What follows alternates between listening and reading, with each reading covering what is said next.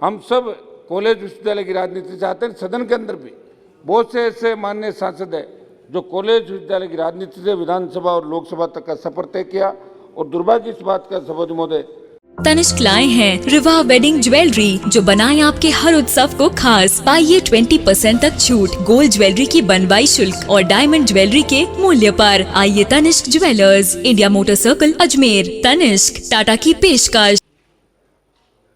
3 minute है आपके पास। 3 minutes please. सभापति महोदय 3 minutes। कौन? Your time starts now.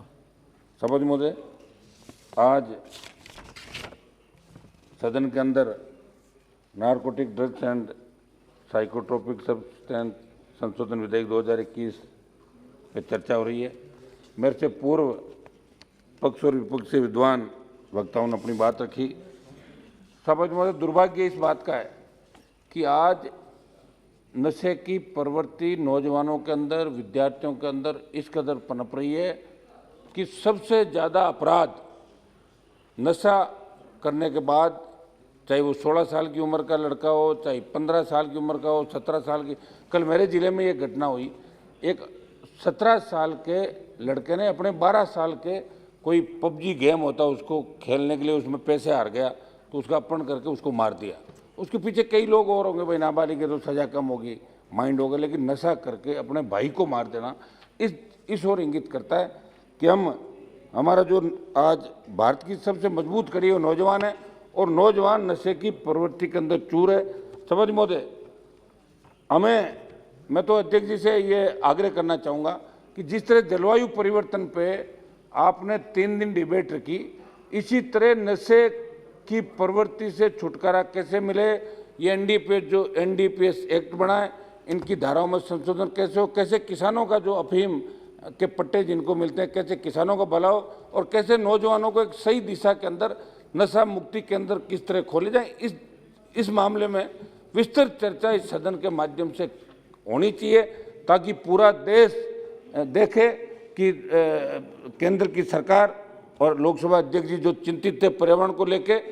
हम सब कॉलेज विश्वविद्यालय की राजनीति चाहते हैं। सदन के अंदर भी बहुत से ऐसे माननीय सांसद हैं जो कॉलेज विश्वविद्यालय की राजनीति से विधानसभा और लोकसभा तक का सफर तय किया, और दुर्भाग्य इस बात का सभापति महोदय कि किसान के बेटे जिस तरह नशे की प्रवृत्ति में दम तोड़ते नजर आ रहे हैं, हम सबको दुख होता है।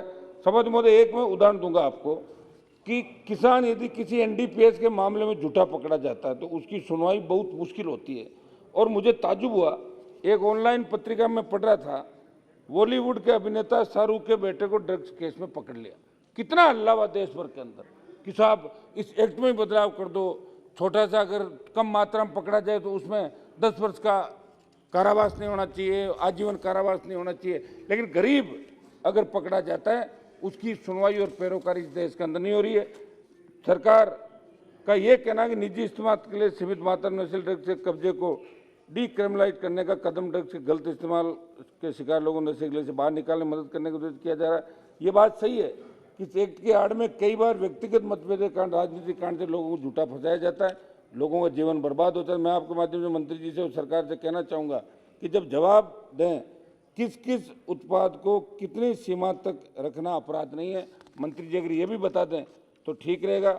मंत्री जी, आज हाँ जी का एक मिनट साहब, आज एमडी पहले तो चलती थी चर्च, इसमें गांजा, अफीम, डोडा पोस्ट, लेकिन एमडी का एक नया नशा आया सभापति महोदय।